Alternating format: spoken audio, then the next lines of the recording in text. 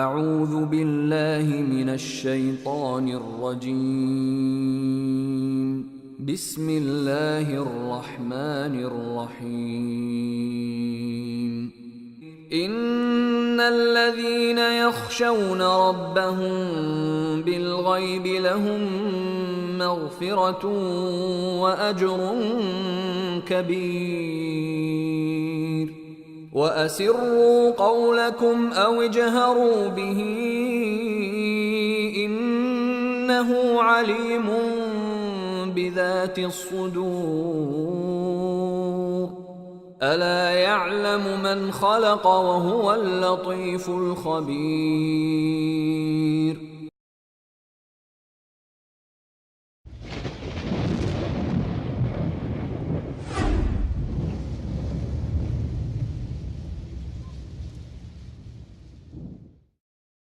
اشهد ان لا الہ الا اللہ وحدہ لا شریک لہ واشہد ان محمدا عبدہ ورسولہ اما بعد فإن خیر الحدیث کتاب اللہ وخیر الہدی ہدی محمد صلی اللہ علیہ وسلم وشر الامور محدثاتها وکل محدثۃ بدعہ وکل بدعۃ ضلالہ وکل ضلالۃ فی النار. رب اشرح لی صدری ویسر لی امری واحلل عقدۃ من لسانی یفقہوا قولی. رب اعوذ بک من ھمزات الشیاطین واعوذ بک رب ان یحضرون. اعوذ باللہ السمیع العلیم من الشیطان الرجیم. فلما رأوه زلفۃ سیئت وجوہ الذین کفروا وقیل ھذا الذی کنتم بہ تدعون. قل ارأیتم ان اہلکنی اللہ ومن معی او رحمنا فمن یجیر الکافرین من عذاب علیم. قل هو الرحمن آمنا به وعلیہ توکلنا فستعلمون من هو فی ضلال مبین. قل ارأیتم ان اصبح ماؤکم غورا فمن یاتیکم بماء معین. یہ سورۃ تبارک یا سورۃ الملک کی آخری چند آیات ہیں جو میں نے ابھی آپ کے سامنے پڑھی ہیں، اور اس سورت کا تعارف پہلے ذکر کیا جا چکا ہے کہ نبی اکرم صلی اللہ علیہ وسلم کو یہ سورت بہت ہی پیاری تھی، اور اس کے پیارا ہونے کی چند ایک وجوہات بھی ہیں کہ یہ سورت بندے کے لیے اللہ سے باقاعدہ جھگڑا کرے گی کہ اللہ تیرا یہ بندہ میری تلاوت کرتا رہا ہے، لہذا تو اسے معاف کر دے. اور دوسری روایت کے مطابق یہ اس حد تک اللہ کے ساتھ تلاوت کرنے والے کے لیے جھگڑا کرتی رہے گی یہاں تک کہ اللہ اس بندے کو جنت میں داخل کر دے گا. یہی وجہ ہے کہ نبی صلی اللہ علیہ وسلم اس سورت کو ہر رات ایک مرتبہ پڑھا کرتے تھے. تو اس سے معلوم ہوا کہ یہ نبی صلی اللہ علیہ وسلم کو بہت ہی پیاری تھی. میں نے ایک دن ذکر کیا تھا کہ کچھ صورتیں ایسی ہیں جن کو نبی صلی اللہ علیہ وسلم 8 دنوں میں ایک مرتبہ پڑھتے تھے. جمعہ میں سبح اسم ربک الاعلی اور هل اتاک حدیث الغاشیہ، ان دو صورتوں کو جمعہ 8 دن میں ایک مرتبہ، یا سال میں عیدین کے موقع پر، عید الفطر اور عید الاضحیٰ کے موقع پر تو وہ سال میں ایک مرتبہ یا ہفتے میں ایک مرتبہ، اور یا پھر کبھی صلاۃ الاستسقاء آ گئی تو ایسے موقع پہ پڑھ لی. جبکہ اس صورت کو یا ان دو صورتوں کو نبی صلی اللہ علیہ وسلم ہر روز رات کو پڑھا کرتے تھے. تو اس سے معلوم ہوتا ہے کہ یہ نبی صلی اللہ علیہ وسلم کو بہت ہی پیاری تھی. اور پیاری کیوں نہ ہوتی، جو اللہ سے جھگڑا کر کے بندے کو جنت میں داخل کرانے تک جھگڑے میں لگی رہے ہو تو پیاری ہونی چاہیے. اللہ کے نبی کو پیاری تھی، ہمیں بھی پیاری ہونی چاہیے. اس صورت میں جو مسائل پہلی آیات میں گزرے ہیں 26 آیات میں، وہ ہم پڑھتے رہے سنتے رہے پچھلے 3-4 درسوں میں. جبکہ ابھی میں نے جو آیت پڑھی ہے فَلَمَّا رَأَوْهُ زُلْفَةً سِیئَتْ وُجُوهُ الَّذِینَ کَفَرُوا، اللہ رب العزت جہنم کو لائے گا. اللہ رب العزت قیامت کا کیا ہوا وعدہ جو ہے وہ اس کو پورا فرمائے گا. تو اس وقت جو لوگ پہلے ساری عمر مختلف قسم کے انداز اختیار کرتے ہوئے مختلف پیرایوں سے قیامت کا انکار کرتے رہے، کبھی اس انداز سے انکار کرتے کہ اگر واقعی قیامت آنے والی ہے تو لاؤ، اگر یہ ہونے والا ہے تو دکھاؤ، اور یہ بتاؤ کہ کب ہونے والا ہے، مختلف قسم کے سوال کر کے قیامت کی حقیقت کو جھٹلانا چاہتے تھے۔ ان کا سوال کرنا کہ قیامت کب آنے والی ہے، تم کہہ رہے ہو قیامت آ رہی ہے، کب آ رہی ہے، تو ان کے یہ سوال اس لیے نہیں ہوتے تھے کہ وہ قیامت کے انتظار میں تھے، اس کی تیاری کر رہے تھے، اس میں لگے ہوئے تھے، ان کا ایمان تھا، بلکہ یہ سوال انکاری تھے۔ ان کے نزدیک قیامت ویامت کوئی چیز نہیں تھی، وہ انکار کر رہے تھے کہ ہم دیکھتے ہیں کہ تمہارے پاس وہ کیا چیز ہے جس کو تم قیامت کہہ رہے ہو۔ تو جس وقت وہ قیامت آ جائے گی، اس وعدے کو جو اللہ رب العزت نے کیا ہوا ہے بندوں سے، وہ وعدہ پورا ہونے کے قریب آ جائے گا۔ فَلَمَّا رَأَوْهُ زُلْفَةً، جب اسے وہ اپنے قریب بالکل سامنے دیکھ لیں گے، سِیئَتْ وُجُوهُ الَّذِينَ كَفَرُوا، تو جو لوگ کافر ہیں ان کے چہرے بگڑ جائیں گے۔ سَاءَ يَسُوءُ کا معنی ہوتا ہے برا ہونا۔ علماء سوء کا لفظ تو آپ سنتے ہیں نا، علماء سوء ہیں عالم لیکن برے عالم ہیں، سوائے جھگڑے کرانے کے انہیں کوئی کام نہیں، اللہ کے نبی کے دین کو بگاڑنے کے لیے ادار کھائے بیٹھے ہیں، دین میں بدعت ایجاد کرنا، مشرکانہ حرکات اور افعال سر انجام دینا، لوگوں کو بھی اسی طرف لگانا، یہ علماء سوء ہیں علماء، لیکن اپنے دنیاوی معاملات، دنیاوی فوائد، اپنے پیٹ کا ایندھن مہیا کرنے کے چکر میں وہ دین میں اپنی من مانیاں کر رہے ہیں، عالم ہیں لیکن علماء سوء ہیں۔ سوء کا معنی برے، اور یہ لفظ اسی سے ہے۔ فَلَمَّا رَأَوْهُ زُلْفَةً، جب انہوں نے عذاب قیامت کو قریب دیکھ لیا تو ان کے چہرے جو ہیں وہ بگڑ گئے، یعنی برے ہو گئے، انہیں برا لگا۔ اب جس چیز کا وہ ساری عمر انکار کرتے رہے، اچانک وہ چیز اصل شکل میں حقیقت میں سامنے آ گئی، تو ان کے چہروں کا بگڑنا نارمل بات ہے، یعنی معمول کی بات ہے کہ آدمی کو جب کوئی کسی چیز کا انکار کر رہا ہو اور اس کو اس کا سامنا کرنا پڑ جائے، چاروں ناچار اسے وہ دیکھنا ہی پڑے، اسے بھگتنا ہی پڑے، تو وہ آدمی کا چہرہ تو بگڑے گا کہ میں تو مانتا نہیں تھا، تو یہ تو آ گئی۔ وہی معاملہ یہاں اللہ رب العزت نے ان کا بتایا ہے، سِیئَتْ وُجُوهُ الَّذِينَ كَفَرُوا فَلَمَّا رَأَوْهُ زُلْفَةً، جب انہوں نے قیامت کو اپنے سامنے دیکھ لیا، وہ چیز جس کا ان سے وعدہ کیا جاتا تھا انہوں نے دیکھ لی، سِیئَتْ وُجُوهُ الَّذِينَ كَفَرُوا، تو کافروں کے چہرے جو ہیں وہ بگڑ گئے۔ اور یہ چہروں کا بگڑنا، چہروں کا کالے ہو جانا، یہ قرآن کریم کے کئی ایک مقامات مختلف لوگوں کے لیے اللہ نے بتایا ہے۔ جیسا کہ پہلے زمانہ میں عربوں کے ماحول میں لڑکی کا پیدا ہو جانا، کسی کے یہاں بیٹی کا پیدا ہونا بھی ایک ایسی بات تھی کہ ان لوگوں کے چہرے کالے ہو جاتے تھے۔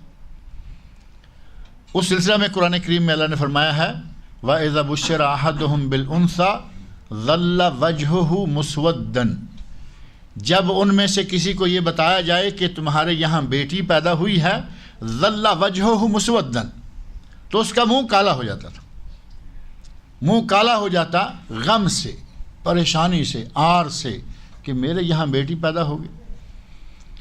اور وہی معاملہ یہاں بھی ہے کہ جس وقت ان کو وہ چیز سامنے نظر آ گئی جس کا وہ انکار کرتے رہے، تو اللہ نے فرمایا کہ ان کے چہرے بگڑ گئے، ان کے چہرے برے سے ہو گئے، بگڑ گئے۔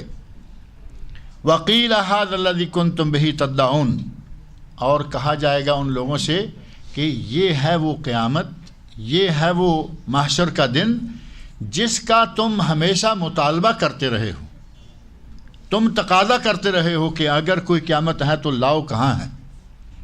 یہ ہے آج وہ قیامت، اور اس قیامت کے مناظر، وہ قیامت کیسے ہوگی، محشر کا میدان کیسے ہوگا، محشر کے میدان میں لوگوں کا بکھرنا اکٹھے، کل فراش المنفوش، انسان کس طرح ہوں گے اس دن، جبال کل اہن المنفوش، پہاڑ اس طرح ہوا میں اڑ رہے ہوں گے جیسے روئی کے گالے ہوتے ہیں، جیسے روئی کا گالا ہوا میں اڑتا ہے، پہاڑ اس طرح اس دن ہوا میں اڑ رہے ہوں گے، ساری اونچائیاں، ساری گہرائیاں، نہ کوئی پہاڑ رہے گا، نہ کوئی گہرا کھڈ رہے گا، بلکہ اللہ تعالیٰ ساری زمین کو برابر کر دے گا۔ اور انسانوں کی حالت کیا ہوگی؟ وہ اس طرح پھر رہے ہوں گے، کوئی منزل نہیں ہوگی، جس طرح کے کہیں لائٹ میں پروانے آگ کے یا لائٹ کے گرد گھومتے ہیں۔ ان پروانوں کو آپ دیکھتے ہیں کہ کوئی ان کی کوئی خاص جہت نہیں ہے کہ سارے ایک ہی طرف جا رہے ہوں، عجیب قسم کی ان میں ایک الجھن سی بنی ہوئی ہے، گھوم رہے ہیں۔ اللہ نے فرمایا کہ قیامت کا دن آئے گا، وہ دن اتنا سخت ہوگا کہ انسان اس طرح پھریں گے جس طرح کے پروانے روشنی یا آگ کے گرد گھومتے ہیں۔ جب یہ مناظر کسی کو نظر آ جائیں گے، اور کل تک وہ آدمی انکار کر رہا ہے کہ ایسا کچھ ہونے والا ہی نہیں ہے، بلکہ مسلمانوں کو طعنہ دیتا ہے، نبی صلی اللہ علیہ وسلم کے ساتھ وہ تمسخر اور استہزاء کرتا ہے کہ تم کہتے ہو قیامت آئے گی، قیامت آئے گی، قیامت آئے گی، کب آئے گی؟ لاؤ قیامت۔ اور قرآن کریم کے کئی ایک مقامات پر ان لوگوں نے باقاعدہ کہا کہ اگر تم کہتے ہو قیامت آئے گی تو لاؤ، کہاں ہے وہ قیامت؟ جلدی لے کے آؤ۔ تم کہتے ہو کہ عذاب ہوگا، اگر ایسا کوئی عذاب ہونے والا ہے تو ابھی اللہ سے کہو کہ عذاب نازل کر دے۔ یہ سارے ان کے استہزاء تھے نبی صلی اللہ علیہ وسلم کے ساتھ، مسلمانوں کے ساتھ، حالانکہ وہ ان چیزوں پر ایمان ہی نہیں رکھتے، وہ تو مانتے ہی نہیں کہ کچھ ایسا ہونے والا ہے۔ اللہ رب العزت نے ان کی حالت بیان کرتے ہوئے فرمایا کہ جب یہ لوگ اس وعدے کو قریب پائیں گے تو جو کافر ہیں ان کے چہرے بگڑ جائیں گے، اور انہیں کہا جائے گا ھذا الذی کنتم بہ تدعون، یہ ہے وہ قیامت، یہ ہے وہ وقت جس کا تم انکار کیا کرتے تھے، یا جس کا تم مطالبہ کیا کرتے تھے کہ لاؤ، اگر کچھ ایسا ہے تو لاؤ، جس کا تم ہمیشہ تقاضا کرتے رہے، وہ وقت آ گیا ہے۔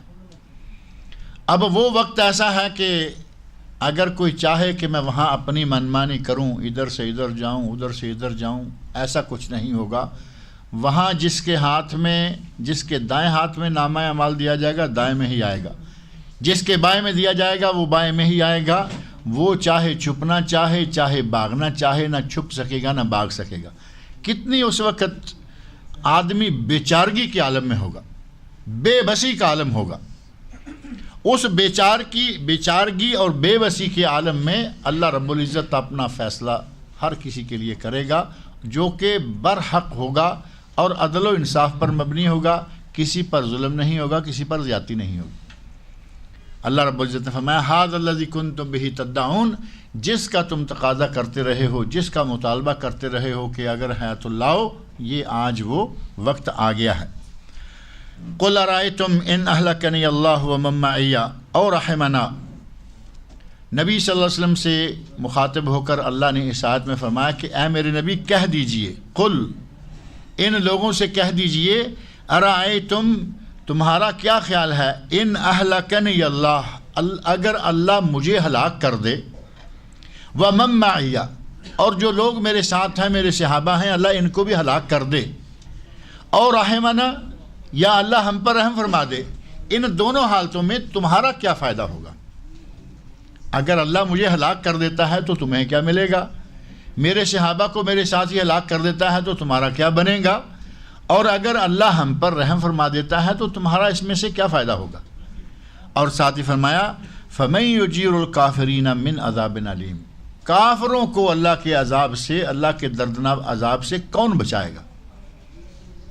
گویا کہ نبی صلی اللہ علیہ وسلم کو اللہ نے یہ حکم دیا کہ اے میرے نبی آپ ان سے کھلا کہہ دیجئے کہ میری چھوڑو، میری بات چھوڑو، میری فکر چھوڑو۔ جیسے اردو میں محاورہ معروف ہے، تجھے پرائی کیا پڑی، اپنی نبیڑ تجھے دوسروں سے کیا، تم اپنا آپ دیکھو، تمہارا کیا بننے والا ہے۔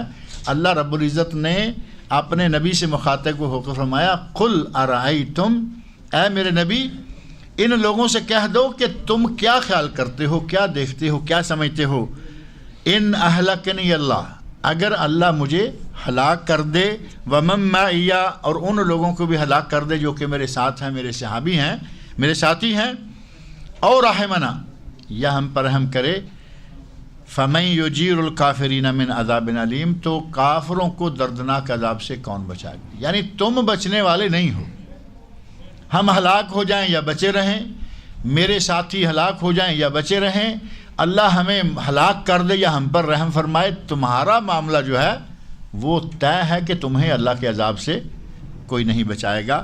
یہاں فَمَن يُجِيرُ الْكَافِرِينَ مِنْ عَذَابٍ علیم، یہ وہی جیسے ہم دعا مانگتے ہیں نا اللہم آجرنی من النار، یہ وہی یجیرو، اجارہ یجیرو کا معنی بچانا، کون ہے جو بچائے گا کافروں کو اللہ کے دردناک عذاب سے؟ ہم یہ دعائیں کیا کرتے ہیں اللہم آجرنی من النار، اے اللہ مجھے جہنم کی آگ سے بچا لے، جہنم کے عذاب سے محفوظ رکھ۔ اور یہ دعا صبح شام بکثرت کرنی چاہیے، یہ دعا صبح شام بکثرت کرنی چاہیے، اللہم آجرنی من النار، کہ اللہ ہمیں جہنم کے عذاب سے بچا لے، نار کے عذاب سے بچا لے۔ تو اللہ نے فرمایا کہ اے میرے نبی ان سے کہہ دو، صاف کہہ دو کہ ہماری چھوڑو، تم اپنی دیکھو، ہم بچے رہیں، ہم پہ اللہ رحم فرمائے، ہمیں اللہ ہلاک کر دے، ہمیں چھوڑ دو، تم اپنی دیکھو، اور یہ یقین رکھو کہ تمہیں اللہ کے عذاب سے کوئی نہیں بچا سکتا۔ قل هو الرحمن آمنا به وعلیہ توکلنا، دوسری یہ بات کہ اے میرے نبی ان لوگوں سے کہہ دو هو الرحمن، وہ رحمان و رحیم جو ہے وہی ہمارا رب ہے، رحمان و رحیم وہی ہمارا رب ہے، آمنا بہی ہمارا اسی پر ایمان ہے، وعلیہ توکلنا اور اسی پر ہمارا توکل ہے۔ آپ اپنا عقیدہ لوگوں سے بیان کر دیجئے، ان لوگوں سے کہہ دیجئے کہ ہمارا تو اسی ذات پر ایمان ہے، ایک رب جس کو ہم نے مان رکھا ہے، ہمارا ایمان بھی اسی پر ہے اور ہمارا توکل بھی اسی پر ہے، ہمارے ساتھ جو بھی سلوک کرے گا وہی کرے گا اور وہ مبنی بر انصاف ہوگا، ہم تو اسی پر ایمان لے آئے ہیں اور اسی پر توکل کرتے ہیں۔ اور ساتھ ہی فرمایا فَسَتَعْلَمُونَ مَنْ هُوَ فِي ضَلَالٍ مُبِينٍ، تم یہ دیکھ لو گے، فَسَتَعْلَمُونَ تمہیں یہ علم ہو جائے گا، ان قریب تم یہ بات سمجھ جاؤ گے کہ گمراہی میں کون ہے، من هو فی ضلال مبین، گمراہی میں کون ہے تمہیں اس بات کا پتہ چل جائے گا۔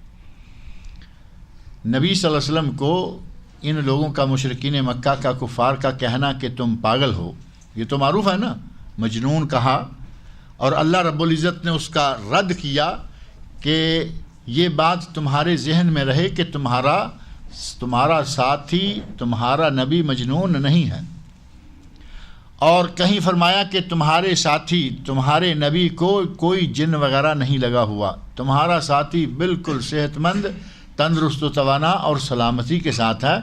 ان لوگوں کا رد کرتے ہوئے والنجم اذا ہوا، وہاں اللہ رب العزت نے سورہ نجم کے شروع میں اس بات کا رد کیا کہ تمہارا ساتھی مجنون نہیں ہے، تمہارا ساتھی ساحر نہیں ہے، تمہارا ساتھی اس طرح کی جتنے بھی الزامات لگائے گئے ہیں ان سب سے بری ہے۔ اور دوسرا وہ یہ کہا کرتے تھے کہ ہم صحیح ہیں، تم گمراہ ہو۔ نبی صلی اللہ علیہ وسلم دعوت دے رہے ہیں، دعوت اللہ، تبلیغ کرتے، آخرت کے مسائل بتاتے، قیامت سے ڈراتے، عذاب قبر سے ڈراتے، تو وہ کہا کرتے تھے کہ تم غلط جا رہے ہو، ہم صحیح ہیں، کیونکہ انہوں نے اپنے صحیح ہونے کا پتہ تو بار بار ان لفظوں میں دیا نا۔ ابو طالب، نبی صلی اللہ علیہ وسلم کے چچا ابو طالب فوت ہونے لگے تو اس وقت بھی جو نبی صلی اللہ علیہ وسلم پاس بیٹھے ہیں کہہ رہے ہیں کہ چچا جان کلمہ پڑھ لو، اور وہ کیا کہتے ہیں کہ دیکھو اپنے باپ دادا کا دین کو نہیں چھوڑنا، یہ ان کی ابو طالب کی زندگی کے آخری لمحات میں بھی یہ ضد ہے، کہتے ہیں کہ کہیں ایسا نہ ہو کہ تم اپنے باپ دادا کے دین چھوڑ جاؤ۔ باپ دادا کے دین کو سچا ماننا، باپ دادا کے دین پر اڑ کر رہنا ان مشرکین مکہ میں یہود سے بھی تقریباً زیادہ سخت تھا۔ یہودیوں کے بعض واقعات ملتے ہیں کہ انہوں نے اپنے عزیزوں کو، اپنے رشتہ داروں کو تھوڑا سا ایسا موقع دیا کہ اسلام لاتے ہو تو لے آؤ۔ ایک یہودی بچے کا واقعہ معروف ہے، بچہ بیمار ہو گیا، ہمارے نبی صلی اللہ علیہ وسلم مسلمانوں کے لیے ہی نہیں کافروں کے لیے بھی رحمت تھے، اور انسانوں کے لیے ہی نہیں بلکہ جانوروں کے لیے بھی رحمت تھے۔ اس کے بہت سارے واقعات جو ہیں وہ کتب حدیث میں ملتے ہیں، تاریخ اور سیرت کی کتابوں میں موجود ہیں۔ انہی کے ضمن میں ایک واقعہ یہ بھی ہے کہ نبی صلی اللہ علیہ وسلم ایک بچے کی، وہ بچہ آپ کی خدمت بھی کیا کرتا تھا، معاشرے میں ظاہر ہے کہ وہاں یہودی موجود تھے، آنا جانا اٹھنا بیٹھنا لینا دینا، حتیٰ کہ آپ کے علم میں ہے کہ نبی صلی اللہ علیہ وسلم جب فوت ہوئے تو آپ کی زرہ، جو لوہے کا لباس ہوتا ہے جنگی لباس، وہ ایک یہودی کے یہاں گروی پڑا ہوا تھا. تو اس کا معنی یہ کہ یہودیوں کے ساتھ لین دین چلتا تھا. اور اگر کسی یہودی کا کارخانہ ہے اور کوئی آدمی اس میں کام کرنا چاہتا ہے، کوئی ممانعت والی بات نہیں، شرط یہ ہے کہ وہ کارخانہ اسلحہ بنانے کا کارخانہ نہ ہو جو اسلحہ کافروں کو بک رہا ہو اور مسلمانوں کے خلاف استعمال ہو رہا ہو. عام ٹیکسٹائل ہے، شوگر مل ہے، ٹیکسٹائل مل ہے، کوئی اور ایسی مل ہے، مالک یہودی ہے، آپ کام کریں، کوئی منع نہیں، کوئی ناجائز نہیں، حتیٰ کہ ان کی دکان ہے، اس سے سودا خریدیں گے، کوئی منع نہیں. نبی صلی اللہ علیہ وسلم فوت ہوئے، آپ کی زرہ ایک یہودی کے یہاں گروی پڑی تھی، جس کے عوض آپ نے کچھ دانے لیے تھے، اپنے گھر والوں کے لیے غذا لی تھی. تو اس کا معنی یہ ہوا کہ یہودیوں کے ساتھ لین دین اٹھنا بیٹھنا تھوڑا سا معاشرے میں ہوتے ہوئے چل رہا تھا. جیسے ہندوستان میں میں نے سنا ہے، مجھے تو جانے کا موقع نہیں اتفاق سے ملا، ہمارے بھائیوں نے عرصے سے یہ مطالبہ کر رکھا ہے کہ آئیں، لیکن اتفاق ابھی تک نہیں ہوا. لیکن چونکہ تعلق تو رہتا ہے، پتہ چلتا ہے کہ شادیوں میں باراتوں میں ہندوؤں کی شرکت باقاعدہ ہوتی ہے، ان کے لیے کھانا تیار کیا جاتا ہے اور وہ بارات میں شریک ہوتے ہیں. ان کی شادی ہوتی ہے، مسلمان ان میں شریک ہوتے ہیں، تو کوئی حرج والی بات نہیں ہے. ٹھیک ہے، شادی خوشی کا موقع ہے، آپ نے شامل کر لیا. لیکن ایک چیز یہاں لگے ہاتھوں ذکر کر دوں، بچے کی شادی میں آپ نے ان کی دعوت کی، وہ آ گئے، آپ نے اسپیشل کھانا پکا کے رکھ دیا. ان میں سے ہندوؤں میں سے کچھ لوگ وہ ہیں جو ماंس نہیں کھاتے، گوشت نہیں کھاتے، ظاہر ہے کہ وہ ویجیٹیرین ہوتے ہیں.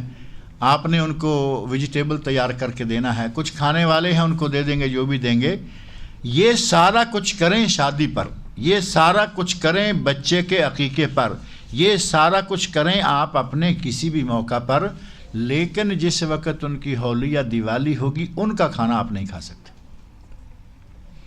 یہاں آ کے ہمارے بعض لوگ کہتے ہیں لو جی وہ ہماری عید میں آتے ہیں،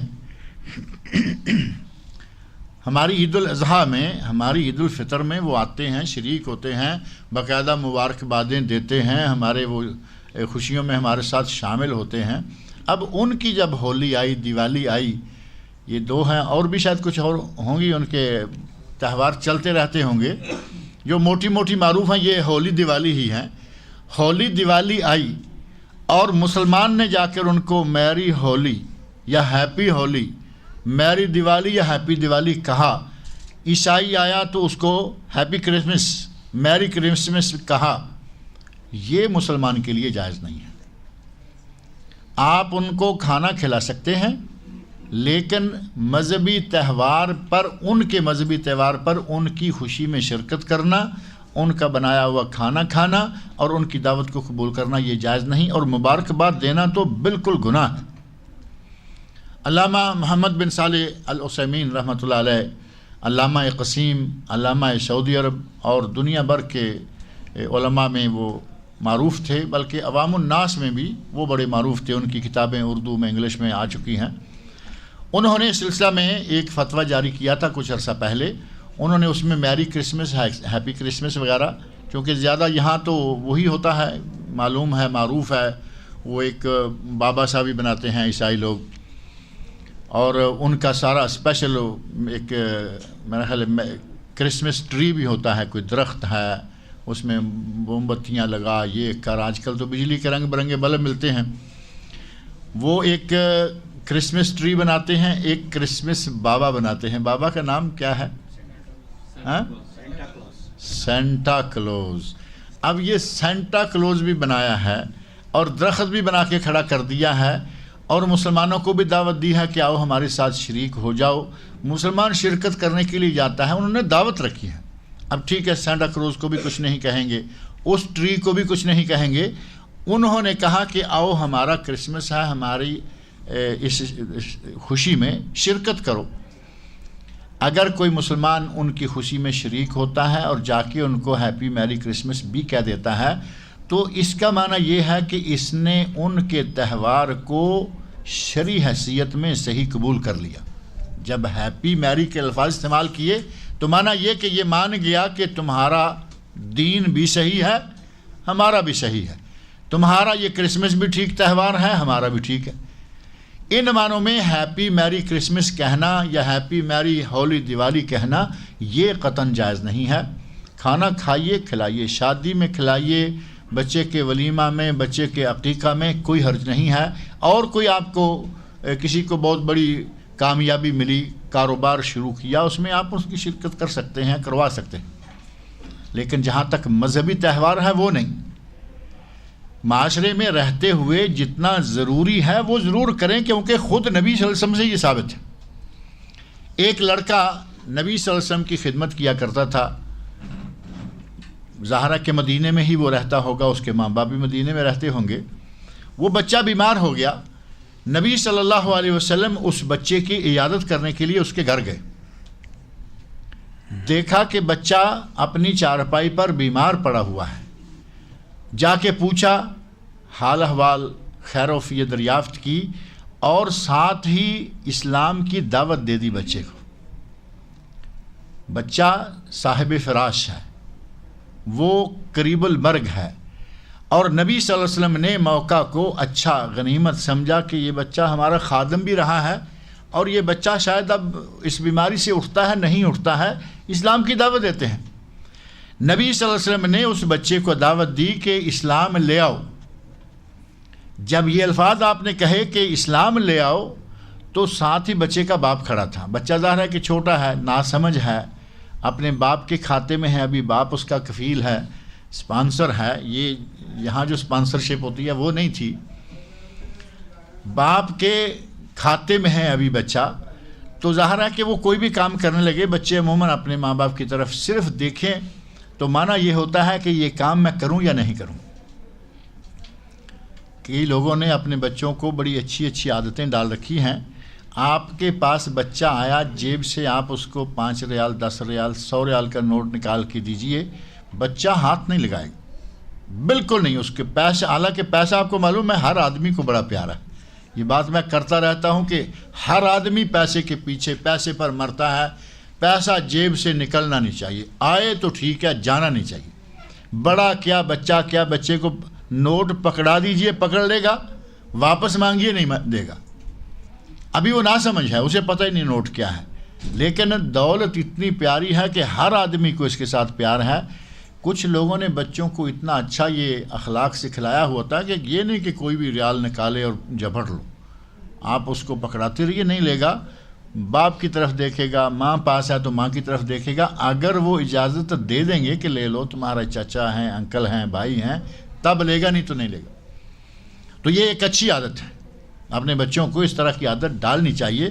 نہیں تو یقین مانیں کبھی کبھی بہت افسوس ہوتا ہے کہ بچہ بھاگا ہوا آیا، کوئی چیز کہیں بیٹھے کھا رہے ہیں، مثال کے طور پر کہیں باہر جنگل میں جیسے لوگ نکل جاتے ہیں سیر و سیاحت کے لیے، تو قریب سے کوئی بچہ آیا آ کے کھانے کی چیز آرام سے اٹھا کے لے جا رہا ہے بغیر پوچھے، یا مانگ رہا ہے۔ اور ہمارے الحمدللہ بھائیوں نے اپنے بچوں کو ایسی تعلیم دے رکھی ہوتی ہے کہ وہ مانگنا تو دور کی بات ہے، اٹھانا دور کی بات ہے، آپ دے رہے ہیں وہ ہاتھ نہیں لگاتا، باپ کو دیکھتا ہے، ماں کو دیکھتا ہے، وہ کہتے ہیں نہیں ٹھیک ہے لے لو تو لے لیں۔ یہودی بچے کو نبی صلی اللہ علیہ وسلم نے دعوت دی، کہا کہ اسلم تسلم، ایمان لے آؤ، مسلمان ہو جاؤ، سلامتی میں رہو گے۔ تو بچے نے اپنے باپ کی طرف دیکھا کہ میں کیا کروں، تو باپ کہتا ہے اطع ابو القاسم، بیٹا ابو القاسم کی بات مان لو۔ میں بتانا یہ چاہتا ہوں کہ مشرکین مکہ مرتے مرتے بھی کہہ رہا ہے کہ دیکھو اپنے باپ دادے کا دین نہیں چھوڑنا۔ ابو طالب کو ابو جہل وغیرہ یہ کہہ رہے ہیں، اور یہاں یہودی ہے، اور یہودی وہ قوم جس کے بارے میں نبی صلی اللہ علیہ وسلم کو اللہ نے فرمایا لن ترضى عنك اليهود ولا النصارى، یہ عیسائی یہودی آپ سے کبھی راضی نہیں ہوں گے، اتنا سختی کے ساتھ ان کے بارے میں اللہ نے فرمایا۔ لیکن یہودیوں میں یہ بات موجود ہے کہ وہ نبی صلی اللہ علیہ وسلم کے بات اپنے لوگوں کو، عزیزوں کو ماننے کا کہہ دیا کرتے تھے۔ کبھی کبھی ایسے واقعات ملے، یہ بچے کا واقعہ ہے، وہ اپنے بیٹے کو کہتا ہے اطع ابو القاسم، ابوالقاسم کی بات مان لو۔ جیسے ہی باپ نے کہا، اللہ رب العزت نے بچے کی قسمت میں اسلام رکھا ہوا تھا، اس نے لا الہ الا اللہ محمد رسول اللہ پڑھا، مسلمان ہو۔ ادھر مسلمان ہوا، ادھر ملک الموت نے روح قبض کر لی۔ اللہ رب العزت نے اس بچے کو اسلام پر موت عطا فرمائی۔ تو اس کا معنی یہ کہ یہودی نے اپنے بچے کو نبی کی بات مارنے، اور نبی کیا کہہ رہے ہیں؟ کوئی چیز نہیں دے رہے کہ کوئی بات نہیں، آج لے لے گا تو کوئی فرق نہیں پڑتا۔ نبی صلی اللہ علیہ وسلم نے اسلام کی دعوت دی اور یہودی نے بچے کو اجازت دے دی، کہا کہ ابوالقاسم کی بات مان لو، یعنی اسلام لے آؤ۔ بچہ اسلام لے آیا، اللہ رب العزت نے اسی وقت جان نکال لی، اور اللہ رب العزت نے اس کو آخرت کے عذاب سے محفوظ کر دیا۔ یہاں تک کہ یہودی کر رہا ہے، لیکن مشرکین مکہ ایسا نہیں کرتے۔ مرتے مرتے نبی کے چچا کو دونوں پارٹیاں، نبی صلی اللہ علیہ وسلم بھی موجود ہیں، وہ بھی موجود ہیں۔ آپ کہتے ہیں کلمہ پڑھ لو، وہ کہتے ہیں نہ پڑھو۔ آپ کہتے ہیں اسلام لے آؤ، میرے کان میں ایک مرتبہ لا الہ الا اللہ پڑھ دو، تاکہ میں قیامت کے دن اللہ کے سامنے آپ کے لیے حجت تو پیش کر سکوں، جھگڑا کر سکوں۔ اور دوسری پارٹی کہتی ہے دیکھو مرتے مرتے کہیں اپنے باپ دادا کا دین نہیں چھوڑ جاتا۔ اس طرح وہ اپنے دین کو پکا سچا سمجھتے تھے۔ اور نبی صلی اللہ علیہ وسلم کو کیا کہتے تھے؟ کہ تم گمراہ ہو۔ مسلمانوں کو گمراہ سمجھتے اور خود اپنے آپ کو بڑا پکا صحیح دین پر سمجھتے۔ اور آج بھی تقریباً وہ بات ہے، آج بھی کہیں گے کہ ہم سب کچھ ہیں اور یہ کچھ بھی نہیں، یہ بے دین ہے۔ یہ ایک لفظ استعمال کرتے ہیں کہ یہ غیر مقلد ہیں۔ غیر مقلد گویا کہ ان کے نزدیک دیندار ہی نہیں ہوتا، غیر مقلد گویا کہ مسلمان ہی نہیں۔ پھر کہیں گے کہ یہ وہابی ہیں، ایسے الفاظ استعمال کریں گے کہ گویا سامنے والا کی، سننے والے کی نظروں سے گر جائے، بالکل بات سننے کے لیے تیار نہ ہو۔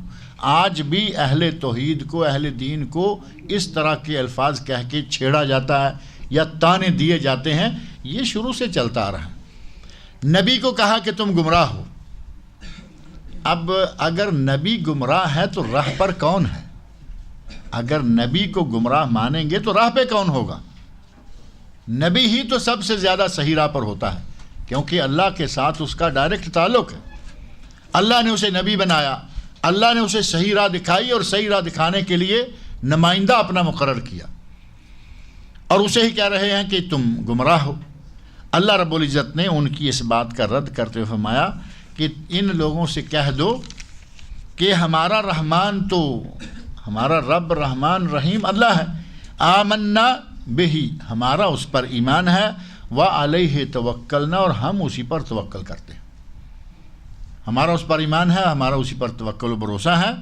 فستعلمون، اور تمہیں ان قریب پتہ چل جائے گا، من ہوا فی ضلال مبین، کہ واضح کھلی ہوئی گمراہی میں کون ہے، یہ تم جان لو گے۔ اب ظاہر ہے کہ یہ ایسے کوئی ہوا میں پھینکے ہوئے کلمات تو نہیں ہے نا، وہ مسلمانوں کو، نبی صلی اللہ علیہ وسلم کو گمراہ مانتے تھے، ان کا رد کرنے کے لیے نبی صلی اللہ علیہ وسلم کی زبان سے اللہ نے یہ الفاظ کہلوائے کہ میرے نبی کہہ دو، تمہیں ان قریب معلوم ہو جائے گا کہ گمراہ تم ہو یا میں ہوں، گمراہ تم ہو یا مسلمان گمراہ ہے، تمہیں اس بات کا علم ہو جائے گا۔ اور اس کا علم کیسے ہوگا؟ قیامت کا دن ہوگا، ترازو قائم ہوگا، اچھے برے کے فیصلے ہونے شروع ہو جائیں گے، کسی کے ہاتھ میں، دائیں ہاتھ میں نامہ اعمال آ جائے گا، کسی کے بائیں ہاتھ میں آ جائے گا، کوئی جنت کی راہ لے گا اور کوئی جہنم میں گھسیٹ کے، منہ کے بل گھسیٹ کے ڈالا جائے گا۔ تو کھل جائے گا کہ گمراہ کون تھا اور راہ پر کون تھا۔ فرمایا ان سے کہہ دو فستعلمون، ان قریب تمہیں پتہ چل جائے گا۔ سین استقبال کے لیے مستقبل میں، اور سین اور سوفا یہ دو لفظ ہیں جو مستقبل کے لیے استعمال ہوتے ہیں۔ کلا سوف تعلمون ثم کلا سوف تعلمون، وہاں سوفا ہے نا، اس کا معنی بھی ہے ان قریب میں کروں گا، اور سین کا معنی بھی یہی ہے ستعلمون، تمہیں ان قریب پتہ چل جائے گا۔ فا ستعلمون، یہ دونوں مستقبل کے لیے ہوتے ہیں، لیکن سوفا تھوڑا دور کے لیے استعمال ہوتا ہے اور سین اب کے لیے، یعنی بالکل قریب۔ جیسے آدمی کہتا ہے نا کہ سوف اطلع و عامل شیء کذا و کذا، میں یہاں سے نکلتا ہوں اور جا کے کچھ کرتا ہوں، یہ سین ہے۔ اور سوفا کل پرسوں ترسوں کے لیے ہوتا ہے۔ اللہ نے یہاں فرمایا کہ اے میرے نبی کہہ دو کہ ان قریب، یعنی یہ لمبا وقت نہیں، قیامت قریب ہی آنے والی ہے، قیامت کا دن ہوگا اور فیصلہ تم اپنی آنکھوں کے سامنے ہوتا دیکھ لو گے کہ گمراہ تم لوگ ہو یا ہم ہیں، اللہ کا نبی اور مسلمان گمراہ ہیں یا اے کافرو تم گمراہ ہو۔ قل ارأیتم ان اصبح ماؤکم غورا، اور تیسری چیز جو کہی کہ اے میرے نبی ان سے کہہ دیجئے، پہلی آیت میں اے میرے نبی کہہ دیجئے کہ اگر اللہ مجھے اور میرے صحابہ کو ہلاک کر دے یا ہم پر رحم کرے تو تمہیں کافرو، تمہیں اللہ کے عذاب سے کون بچانے والا ہے۔ دوسری بات یہ کہی کہ اے میرے نبی ان سے یہ بھی کہہ دو کہ ہمارا اللہ کی ذات پر ایمان ہے، اسی پر بھروسہ ہے، اور تمہیں ان قریب یہ معلوم ہو جائے گا کہ گمراہ کون ہے۔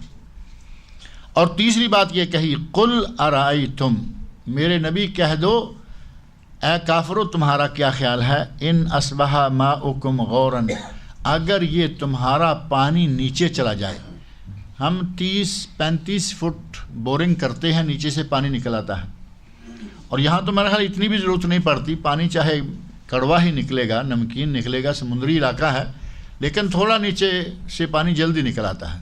ہمارے علاقوں میں، پاکستان میں، انڈیا میں، شاید بنگلہ دیش میں بھی پانی جلدی نکلتا ہوگا کیونکہ وہاں بھی پانی دریا بہت زیادہ ہیں، زمین اگرچہ ریتلی نہیں لیکن دریا بہت زیادہ ہے، پانی قریب ہوتا ہے، اور پاکستان انڈیا کا زیادہ تر ماحول دریا کم ہیں، نہریں کم ہیں، بہت زیادہ جگہیں جو ہیں وہ خالی ہیں، ریت بھی نہیں، مٹی ہے، ان علاقوں میں پانی جو ہے وہ زمین کے کافی گہرا ہوتا ہے، پھر بھی 30-35-40 فٹ یا اس سے تھوڑا آگے 40 میٹر اگر بور کرتے ہیں تو پانی نکل رہا تھا، اور وہ ایک جو ٹیوب ویل لگاتے ہیں یا نلکا لگاتے ہیں ہینڈ پمپ، اس کے لیے چھوٹی سی جگہ بور ہوتی، اور اگر اسے تھوڑا بڑا کر کے جس کو کنواں کہتے ہیں، ویل، وہ نکالتے ہیں تو وہ بھی پانی جلدی آ جاتا ہے۔ ہمارے کنویں سے زمینوں کا بہت سارا حصہ جو ہے وہ سیراب ہوتا ہے، فصلیں ہوتی ہیں، کنویں سے ہی پانی نکلتا ہے۔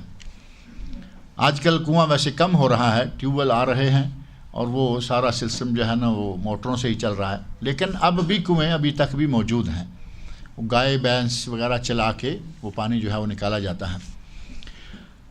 اللہ نے فرمایا کہ ہم نے تمہاری آسانی کے لیے پانی زمین کے نیچے لیکن قریب ہی رکھا ہوا ہے، تمہیں جہاں ضرورت پڑتی ہے کنواں کھودتے ہو پانی نکل آتا ہے، جہاں ضرورت پڑتی ہے ٹیوب ویل لگاتے ہو پانی نکل آتا ہے، جہاں ضرورت پڑتی ہے ہینڈ پمپ یا نلکا لگاتے ہو پانی نکل آتا ہے۔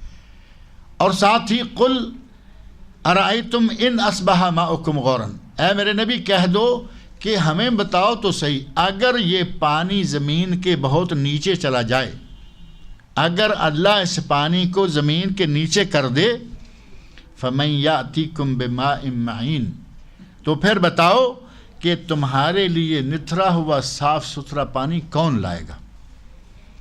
اب نیچے سے جو پانی نکلتا ہے آپ دیکھتے ہیں نا ٹیوب ویل میں، ہینڈ پمپ میں، صاف ستھرا چمکدار پانی، نہ اس میں مٹی ہے نہ اس میں ریت ہے، بالکل نتھرا ہوا صاف ستھرا پانی ہوتا ہے، پینے کے کام آتا ہے، فصلوں کے کام آتا ہے، کپڑے دھونے کے کام آتا ہے۔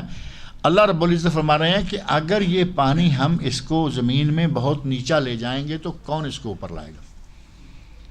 اگر ہم پانی کے سوتے بند کر دیں تو ان سوتوں کو کون کھولے گا؟ اب نیچے جا کے کوئی سوتے تو نہیں بنا سکتا نا پانی کے۔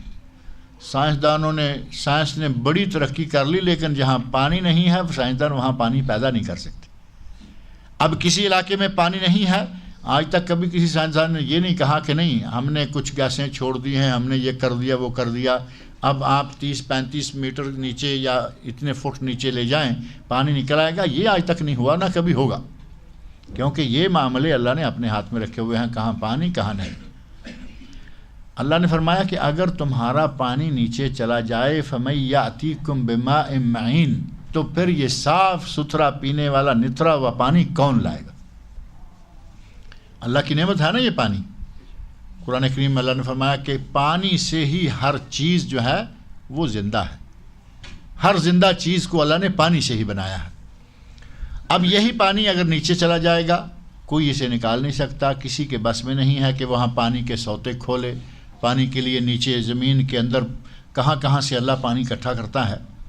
زمزم کے بارے میں آپ لوگوں نے پڑھا ہوگا، زمزم کے بارے میں تحقیقات آتی رہتی ہیں انٹرنیٹ پر بھی اور کتابوں میں موجود ہیں چیزیں کہ اس کی کنویں کی کھدائی کی گئی اور کنویں کی صفائی کی گئی. کبھی کبھی جیسے کہ ہوتا ہے صفائی کرتے ہیں کہ ذرا اندر کچھ چیزیں گری پڑی. پہلے تو ظاہر ہے کہ یہ سلسلہ ہوتا رہتا تھا.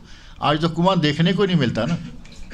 ایک عرصہ ہو گیا ہے اب کنواں ہی غائب کر دیا ہم سے. پہلے سیڑھیوں سے نیچے اتر جایا کرتے تھے, سامنے اس شیشے سے پیک تو تھا لیکن نظر آتا تھا, شیشے سے پتہ چلتا نیچے موٹریں لگی ہوئی ہیں, پانی اوپر آ رہا ہے. یہ اب وہاں جانا بھی ختم. اب وہ جانے کہاں سے نیچے جاتے ہیں, کہاں سے کرتے ہیں. پہلے یہ سارا سلسلہ کھلا تھا. کنویں کی صفائی کرنے کے لیے جب وہاں نیچے لوگوں نے کام شروع کیا تو دیکھا کہ اس کا پانی پتہ نہیں کہاں کہاں سے آ رہا ہے. نیچے سے نہیں, صرف سائیڈوں سے پانی آ رہا ہے, ادھر سے پانی آ رہا ہے, ادھر سے پانی. اللہ رب العزت نے پانی کے سوتے رکھے ہوئے ہیں. وہ زمزم کے لیے بھی ہیں, وہ دوسرے پانیوں کے لیے بھی ہیں. اللہ نے فرمایا کہ اگر یہ پانی ہم نیچے لے جائیں تو بتاؤ کہ تمہارے لیے پانی کون نکالے گا, پانی اوپر کون لائے گا, یہ سوتے کون کھولے گا. کوئی کھول سکتا ہے؟ کوئی نہیں کھول سکتا. ایک عرصہ پہلے, اب یہاں تو ذکر ہے پانی کا, فَمَن يَأْتِكُم بِمَاءٍ مَّعِينٍ, اگر یہ پانی نیچے چلا جائے, اللہ کی یہ عظیم نعمت تمہیں حاصل ہے, آسانی سے تم لے رہے ہو, اگر اللہ تمہارے ہاتھوں سے اس کو ذرا دور کر دے تو کون لا سکتا ہے.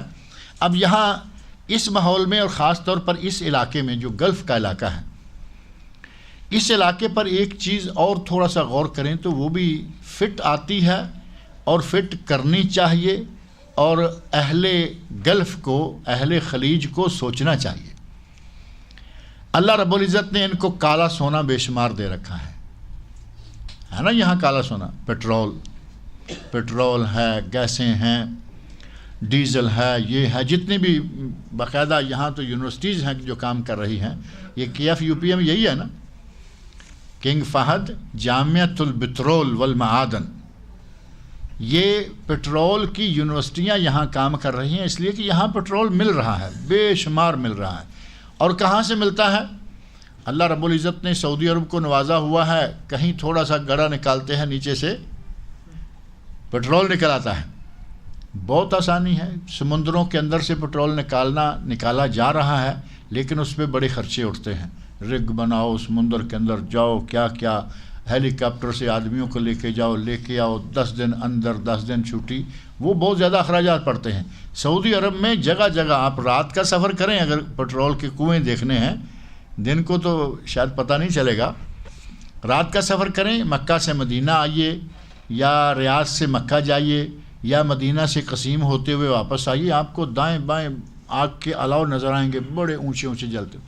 رات کے اندھیرے میں جہاں کہیں آگ نظر آئے, سمجھے کہ یہاں پٹرول کا کنواں ہے, پٹرول نکل رہا ہے. یہاں اللہ نے جگہ جگہ خشکی میں پٹرول کے کنویں دے رکھے ہیں جو کہ بہت سستے پڑتے ہیں, آسان. اب یہ پٹرول بھی اسی طرح ہے کہ زمین میں کھودتے ہیں, نیچے سے پٹرول نکل آتا ہے. پانی کی بجائے اگر یہاں ہم یہ لفظ رکھ لیں, آپ صرف غور کرنے کے لیے اس پہ سوچیں کہ یہاں جو اللہ نے فرمایا کہ اگر پانی نیچے چلا جائے, فَمَن يَأْتِكُم بِمَاءٍ مَّعِينٍ, تو تمہارے لیے یہ صاف ستھرا پانی کون لائے گا. اس کی بجائے اگر یہ کہا جائے کہ تمہارے رگوں میں, تمہارے ان پٹرول کے کنووں میں, اگر پٹرول کو زمین میں اللہ نیچے لے جائے تو تمہارے لیے پٹرول اوپر کون لائے گا. بات بنتی ہے یا نہیں؟ بالکل قریب قریب. وہ بھی پانی کی طرح مائل سائل, اور یہ بھی پانی کی طرح سائل. اگر سوچیں تو اللہ کی یہ عظیم نعمت بھی اس علاقے میں مسلمانوں کے لیے موجود ہے, اور اس پر بھی ہمیں غور کرنا چاہیے. اللہ نے ہمیں یہ نعمت دے رکھی ہے, اس نعمت پر اللہ کا شکر ادا کریں. کہیں ایسا نہ ہو کہ کفر کے نتیجے میں یہ نعمت چھن جائے. اللہ کے لیے کوئی بعید نہیں ہے کہ اس پٹرول کو نیچے لے جائے. اللہ مسلمانوں ملکوں میں پٹرول کو اور اونچا کرے. اللہ تعالیٰ مسلمان ملکوں میں پٹرول کو اونچا کرے تاکہ سب ملکوں میں پٹرول نکلے. اور میں پٹرول نکلے تو پھر ہمیں بھی یہاں زیادہ بیٹھنے کی ضرورت نہیں, کبھی کبھی حج عمرہ کے لیے آتے رہیں گے. اپنے اپنے ملکوں میں جا کے کام کریں, کام عام ہو جائے گا, روزگار عام ہو جائے گا. ان ملکوں میں آنے کا مقصد تو یہ ہوتا ہے نا کہ ہمارے ملکوں میں ذرا روزگار کم ہے, پیسہ کم ہے, تنخواہیں چھوٹی ہیں, کم ہیں. اگرچہ آج کل تو پیسہ سنا ہے ہمارے ملکوں میں بھی ماشاءاللہ بے شمار ہے, بہت زیادہ پیسہ پاکستان انڈیا میں اگر آپ کبھی صرف حج کے موقع پہ اندازہ کریں تو آپ کو اندازہ ہوگا کہ رمضان میں آئے ہوئے تھے، آ کے عمرہ کر کے گئے، پوری فیملی آئی ہوئی تھی، اور اب حج پہ آئے ہوئے ہیں، پوری فیملی آئی ہوئی ہے۔ اللہ تعالیٰ نے پیسے کی ریل میل جو ہے وہاں کر رکھی ہے۔ لیکن پھر بھی اگر یہ کہا جائے کہ یہاں پٹرول کی وجہ سے الحمدللہ اللہ کی یہ نعمت ہے بہت بڑی، اس ملک میں، اس پوری خلیج کے 6 ملکوں میں، GCC کے جو 6 ملک ہیں، ان گلف کنٹریز میں اللہ نے پٹرول کی دولت کو بہت قریب رکھا ہوا ہے۔ اگر یہ پٹرول اللہ نیچے لے جائے تو کوئی دنیا کی طاقت نہیں نکال سکے۔ آج تو امریکہ نکال کے دے رہا ہے، یا یہ ان کے اپنے انجینئر ساتھ لگ کے اب نکال رہے ہیں۔ اب تو آپ کو معلوم ہے کہ امریکہ کے یہ دست نگر نہیں رہ گئے۔ پہلے ارامکو امریکہ کی کمپنی شمار ہوتی تھی، اب ارامکو سعودیہ ہو چکی ہے۔ کام کرنے والے ان کے لوگ بھی ہیں یقیناً، لیکن اب ارامکو سعودیہ، یعنی بہت سارا ہولڈ جو ہے وہ سعودی عرب کے اپنے ہاتھ میں ہے۔ اللہ رب العزت کی عنایت ہے، نعمت ہے، اگر یہ شکر کریں تو یہ نعمت بڑھتی رہے گی۔ لَإِن شَكَرْتُمْ لَأَزِيدَنَّكُمْ، اگر تم شکر کرو گے تو ہم اس نعمت کو زیادہ کر دیں گے، اللہ رب العزت کا وعدہ ہے۔ وَلَئِن كَفَرْتُمْ، اور اگر ہماری نعمتوں کا انکار کیا، ہماری نعمتوں پر شکر نہ کیا، تو اللہ نے فرمایا کہ ہمارا عذاب بھی بڑا سخت ہے۔ اگر نعمتوں پر شکر کی بجائے کفر کا رویہ اپنایا، شکران نعمت کی بجائے کفران نعمت کا رویہ اختیار کیا، ان عذابی لشدید، تو پھر ہمارا عذاب بھی بڑا سخت ہے۔ ہمارے بھائیوں کو، ہمارے لوگوں کو اس سلسلہ میں کوشش کرنی چاہیے کہ اس آیت کو سامنے رکھ کر یہاں کے ماحول، سوڈان ہے، پاکستان ہے، انڈیا ہے، پٹرول ہمارے ملکوں میں بھی ہے، ہمیں تو اتنا زیادہ اس سلسلہ میں معلومات نہیں ہے نا، ہمارے ملکوں میں پٹرول نکل رہا ہے، ایران میں پٹرول ہے، اس میں عراق میں پٹرول ہے، اور سوڈان میں پٹرول ہے، مسلمان ملکوں میں جگہ جگہ پٹرول موجود ہے، اور ایران، پاکستان، انڈیا، یہ پوری پٹی جو ہے اس میں پٹرول موجود ہے اور نکل بھی رہا ہے، لیکن جس کھلے انداز سے یہاں نکلتا ہے وہاں ہمیں معلوم نہیں ہوتا۔ مسلمانوں کو چاہیے کہ اس آیت کے پیش نظر وہ اس کو بھی سمجھیں کہ یہ بھی اللہ کی بہت بڑی نعمت ہے۔ یہ پٹرول اللہ رب العزت نے ہمارے لیے ایک عظیم نعمت بنایا ہے، زمین کے اندر سے خزانہ پیسہ ہی پیسہ۔ ابھی آپ کے علم میں ہوگا کہ پٹرول نکالنے والے آدھے سے زیادہ پیسہ شاید وہ لے جاتے ہیں۔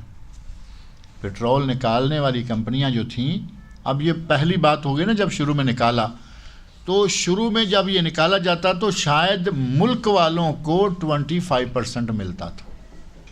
25% پٹرول کی قیمت، مثال کے طور پر یہاں لے لیں، سعودی عرب میں شروع میں جب کام شروع ہوا پٹرول نکالنے کا تو کوئی 25% یا کم و بیش اتنا ملک والوں کو، اور باقی اخراجات یہ وہ نکالنے والے جمع تفریق کر کے وہ لے جایا کرتے تھے۔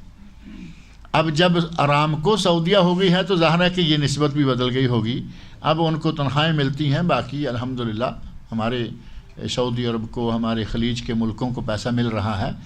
یہ اللہ کی عظیم نعمت ہے، اس نعمت سے فائدہ اٹھائیں، اس نعمت کا شکر ادا کریں اللہ سے، اور اس نعمت کا دوام بھی اللہ سے مانگیں۔ جس طرح ہم باقی نعمتوں کے لیے کہتے ہیں کہ یا اللہ یہ نعمت قائم رکھنا، ہمیں چاہیے کہ اپنے ملکوں کے لیے، یہ ہمارے ملک ہیں، یہ ہمارے ملک ہیں یا نہیں، ہم تو اپنے سمجھ کے یہاں بیٹھے ہوئے ہیں، لیکن یہ تو ہیں بھی ہمارے۔ اسلامی ملک جو بھی ہے وہ تمام مسلمانوں کا ہے، بلکہ یہ دنیا ہی اصل میں مسلمانوں کی ہے۔ آپ کے علم میں ہوگا کہ نبی صلی اللہ علیہ وسلم نے یہودیوں کو کہا تھا، جب یہودیوں پر فتح پا لی، کچھ عرصہ ان کو چھوڑے رکھا، صحیح بخاری صحیح مسلم میں حدیثیں موجود ہیں، اپنے ساتھ کچھ لوگوں کو لیا، یہودیوں کی ایک بستی میں جا کے نبی صلی اللہ علیہ وسلم نے فرمایا اسلموا تسلموا، یہودیوں اسلام لے آؤ، محفوظ ہو جاؤ گے، سلامت رہو گے۔ سلامت رہو گے تلوار سے بھی، مسلمانوں کی تلوار سے بھی بچ جاؤ گے، سلامت رہو گے جزیہ دینے سے بھی، کوئی ٹیکس بھی نہیں دینا پڑے گا، اور سلامت رہو گے عذاب جہنم اور عذاب قبر سے بھی۔ اسلموا تسلموا۔ جب نبی صلی اللہ علیہ وسلم نے یہ صدا لگائی اسلموا تسلموا، تو آگے سے وہ کہتے ہیں قد بلغت یا ابا القاسم، صحیح بخاری مسلم میں یہ الفاظ موجود ہیں، قد بلغت یا ابا القاسم، اے ابو قاسم تم نے پیغام پہنچا دیا۔ وہ نبی کو نبی صلی اللہ علیہ وسلم تو کہتے نہیں، یا نبیانہ یہ تو کہتے نہیں، کیونکہ نبی مانتے ہی نہیں، نبی مانے تو معاملے ختم ہو جائے۔ ابو القاسم آپ کی کنیت تھی، اور یہ عربوں میں رواج رہا ہے، ہمارے لوگوں میں بھی ہے، اچھے طریقے سے ادب سے، کوئی بڑا ہے چھوٹا ہے، خاص طور پر اگر کوئی بڑا ہے تو نام لینے کی بجائے اس کی کنیت سے بلائیں گے، اور یہاں میں دیکھ رہا ہوں کہ چھوٹے کو بھی کنیت سے بلاتے ہیں۔ عربوں میں یہ رواج ہے کہ اپنے سے چھوٹے کو بھی ابو فلان ابو فلان ابو فلان، اچھی بات ہے۔ نبی صلی اللہ علیہ وسلم کو وہ کہتے ہیں قد بلغتا یا ابو القاسم، اے ابو قاسم آپ نے اپنی بات ہمیں پہنچا دی۔ آپ نے پھر وہی فرمایا اے یہودیو اسلام لے آؤ سلامت رہو گے۔ وہ پھر کہتے ہیں کہ اے ابو القاسم آپ نے اپنا بات پیغام ہمیں پہنچا دیا۔ 3 مرتبہ نبی صلی اللہ علیہ وسلم نے کہا، تینوں مرتبہ وہ جواب دیتے رہے۔ اب یہ جرت تو رہی نہیں نا کہ تم کون ہو اور کیا کیا رہے، وہ وقت تو ختم ہو گیا، آپ نے ان کو مغلوب کر لیا، نبی صلی اللہ علیہ وسلم فاتح ہو چکے، غلبہ پا چکے۔ اب یہ تو کہہ نہیں سکتے کہ کیا کیا رہے ہو، اپنا راستہ ناپو، اتنی تو جرت رہی نہیں۔ بڑے اچھے طریقے سے کہتے ہیں کہ اے ابو القاسم آپ نے اپنا پیغام دے دیا۔ اس کے بعد نبی صلی اللہ علیہ وسلم فرمایا کہ یہ زمین اللہ کی اور اللہ کے بندوں کی ہے، اور یہ اس بستی کی بات نہیں، یہ زمین ساری دنیا کی زمین اللہ اور اللہ کے رسول اور اس کے بندوں کی ہے۔ تو اس کا مطلب یہ ہوا کہ یہ زمین مسلمانوں کی ہے، وہ سعودی عرب کی ہو یا امریکہ کی کیوں نہ ہو۔ امریکہ کی زمین کن کی ہے؟ کیا ڈر رہے ہیں یہ کہتے ہوئے آپ؟ وہ بھی ہماری ہے، ہمارے نبی کی ہے، ہمارے رب کی ہے، ہماری ہے۔ یہ زمین ساری کی ساری مسلمانوں کی ہے، اس میں کہیں کوئی قبضہ کر کے بیٹھ گیا، کہیں کوئی قبضہ کر کے بیٹھ گیا۔ آپ دیکھ رہے ہیں کہ اور تو اور خالص ہمارے ملکوں پر کچھ جگہوں پہ ان کے قبضے ہیں، یہ الگ بات ہے، لیکن اصل میں مسلمانوں کی زمین ہے ساری کی ساری۔ ہمیں چاہیے کہ اپنے ملکوں میں جہاں جہاں اللہ نے پیٹرول کی دولت دے رکھی ہے، اس کے لیے دعا کیا کریں کہ یا اللہ اس نعمت کو دوام عطا فرما، اس نعمت کو ہمیشہ رکھ، مسلمانوں میں اس نعمت کا اضافہ فرما، اور ساتھ ہی یہ شکر بھی کرتے رہیں کہ اے اللہ تو نے یہ نعمت دی ہے، اسے قائم رکھ، ہم تیرے شکر گزار ہیں۔ کہیں ایسا نہ ہو کہ پیٹرول نکلنا بند ہو جائے۔ اگر پانی نکلنا بند ہو جائے تو کوئی پانی نہیں لا سکتا، پیٹرول نکلنا بند ہو جائے تو کوئی پیٹرول بھی نہیں لا سکتا۔ اس آیت کے حوالے سے ہمیں خاص طور پر ان دونوں چیزوں پہ غور کرنا چاہیے۔ اسی طرح جتنی نعمتیں زمین سے نکلتی ہیں، گیس زمین سے نکلتی ہے یا نہیں؟ گیس بھی اللہ تعالیٰ زمین سے نکال رہا ہے، اور پاکستان میں سوئی گیس کے نام سے جو مشہور گیس ہے، سوئی جگہ ہے ایک، اس کی طرف وہ گیس منسوب ہے، وہاں سے گیس نکلی، اس کا نام سوئی گیس رکھ دیا۔ وہ گیس پہلے جلانے کے کام آتی تھی، پھر آہستہ آہستہ گیس سے گاڑیاں چلنا شروع ہو گئیں، گیس کا سلنڈر گاڑی کے اوپر رکھتے ہیں، پیٹرول کی بجائے گیس سے گاڑیاں چل رہی ہیں۔ اللہ کی نعمت ہے، اور وہ بھی زمین سے نکل رہی ہے۔ اسی طرح زمین سے جو نعمتیں نکلتی ہیں ان کی قدر کرنا، ان پہ اللہ کا شکر کرنا اس نعمت میں اضافے کا باعث ہے، اور ہمیں اس بات کی فکر کرنی چاہیے کہ اگر یہ ہم سے چھن جائے، ہمارے برے کرتوتوں برے اعمال کے نتیجہ میں اگر یہ نعمت ہم سے چھن جائے تو اللہ کے سوا کوئی واپس نہیں کر سکتا، کیونکہ یہ اللہ کی دی ہوئی ہے، وہی اس کو جاری رکھ سکتا ہے، اور وہ جب چاہے اس کو بند کر سکتا ہے۔ جو آگ کو جلانے سے روک سکتا ہے، چھری کو کاٹنے سے روک سکتا ہے، پانی کو بہنے سے روک سکتا ہے، سورج کو روشنی دینے سے روک سکتا ہے، وہ اس پانی کو نکلنے سے، ابلنے سے اور تیل کو باہر آنے سے کیوں نہیں روک سکتا؟ وہ مالک ہے، وہ اپنی اس پوری کائنات کا خالق بھی ہے، مالک بھی ہے، اور اس پر اسی کا حکم چلتا ہے۔ لہٰذا اللہ نے فرمایا قُلْ أَرَأَيْتُمْ إِنْ أَصْبَحَ مَاؤُكُمْ غَوْرًا، اے میرے نبی ان لوگوں کو کہہ دو کہ اگر یہ تمہارا پانی نیچے چلا جائے، ان اصبح ماؤکم غورن، اب ماؤکم کی بجائے یہاں پیٹرولکم کر لیں، ان اصبح بنزینکم کر لیں، کہ اگر تمہارا بنزین نیچے چلا جائے، فمن یاتیکم ببنزین ثمین، تو یہ قیمتی پیٹرول تمہیں کون لکا کے دے گا؟ اللہ تعالیٰ سے دعا ہے کہ وہ مجھے اور آپ سب لوگوں کو اس کی نعمتوں پر غور کرنے اور اس کا شکر ادا کرنے کی توفیق عطا فرمائے۔ اللہ تعالیٰ مجھے اور آپ سب لوگوں کو قرآن کریم پڑھنے، سمجھنے اور اس کے احکام پر عمل کرنے کی توفیق عطا فرمائے۔ یہ سورۃ الملک تھی، جیسا کہ آپ کے علم ہے کہ یہ 29ویں سپارے کی پہلی صورت ہے۔ اس کے ساتھ ہمارے آج الحمدللہ 30واں سپارہ 29واں سپارہ، یہ 2 سپارے جو ہیں وہ اسی جگہ پہ مکمل ہو گئے ہیں۔ اللہ تعالیٰ ہمیں سارا قرآن اسی طریقے کے ساتھ پڑھنے کی توفیق عطا فرمائے، ترجمہ سمجھنے کی، تفسیر سمجھنے کی توفیق عطا فرمائے۔ ترجمہ تفسیر سمجھ کے پڑھیں گے تو انشاءاللہ اس میں خیر و برکت ملے گی اور ہمارا دنیا کا آخرت کا فائدہ ہوگا۔ اور اگر صرف ترجمے کی حد تک رہیں تو ظاہر ثواب تو یقیناً ہے۔ اللہ کے نبی نے فرمایا کہ جس نے من قرأ حرفا من کتاب اللہ، جس نے کتاب اللہ سے ایک حرف پڑھا اسے اللہ 10 نیکیاں عطا فرماتا ہے۔ ثواب تو ہر شکل میں ہے، لیکن قرآن کو صرف نیکیاں جمع کرنے کے لیے نازل نہیں کیا گیا، قرآن کو عمل کے لیے نازل کیا۔ اور عمل کب ہوگا؟ جب ترجمہ آئے گا، جب تفسیر سمجھ میں آئے گی۔ اللہ تعالیٰ مجھے اور آپ سب لوگوں کو قرآن کریم کا ترجمہ تفسیر سمجھنے کی توفیق عطا فرمائے، اس پر عمل کی توفیق سے نوازے۔ اب آگے 28ویں سپارے کی آخری صورت ہے سورۃ التحریم۔ اور اگر ہم دوسری طرف سے اس کو شروع کرتے ہیں، مثال کے طور پر 28واں سپارہ جہاں سے شروع ہوتا ہے قد سمع اللہ قول التی تجادلک، تو یہ سورۃ المجادلہ ہے۔ 28ویں سپارے کی پہلی صورت سورۃ المجادلہ اور آخری صورت ہے سورۃ التحریم۔ تو جیسے ہم میرا خیال آ رہے ہیں، یہ 3 سپارے جو ہیں یہ ایک اسپیشل کورس بھی ہے۔ یہاں آپ کے علم میں ہوگا کہ سعودی عرب میں کیا، پوری خلیج میں کیا، امام اور مؤذن مقرر کرنے کے لیے 3 سپارے یہ آخری جو ہیں 28، 29 اور 30، یہ 3 سپارے حفظ ہونا بھی ضروری ہے اور بنیادی اسلامی معلومات بھی ضروری ہیں۔ تو ان 3 سپاروں کو اب اس کورس کی شکل میں ہم اسی طرح مکمل کر لیتے ہیں جیسے والناس سے شروع کیا تھا، اور پھر اللہ تعالیٰ توفیق دے گا تو پھر آپ کے ساتھ مشورہ کر لیں گے، جیسے کہیں گے، آپ چاہیں گے تو ادھر سے آ جائیں گے، نہیں تو ہمارا جو سلسلہ چل رہا ہے اقربیہ اسلامک سینٹر میں ہم سورۃ فاتحہ سے شروع کیے ہوئے ہیں اور سورہ الرعد میں الحمدللہ پہنچ گئے ہیں، اور یہاں والناس سے شروع کیا ہے، سورہ تحریم میں پہنچ گئے ہیں۔ اللہ تعالیٰ ہمیں کہیں درمیان میں ملا دے گا، پورا قرآن کریم مکمل ہو جائے گا۔ اللہ تعالیٰ مجھے اور آپ سب لوگوں کو توفیق عطا فرمائے کہ ہم قرآن کریم کو پڑھا کریں اور اسے سمجھیں۔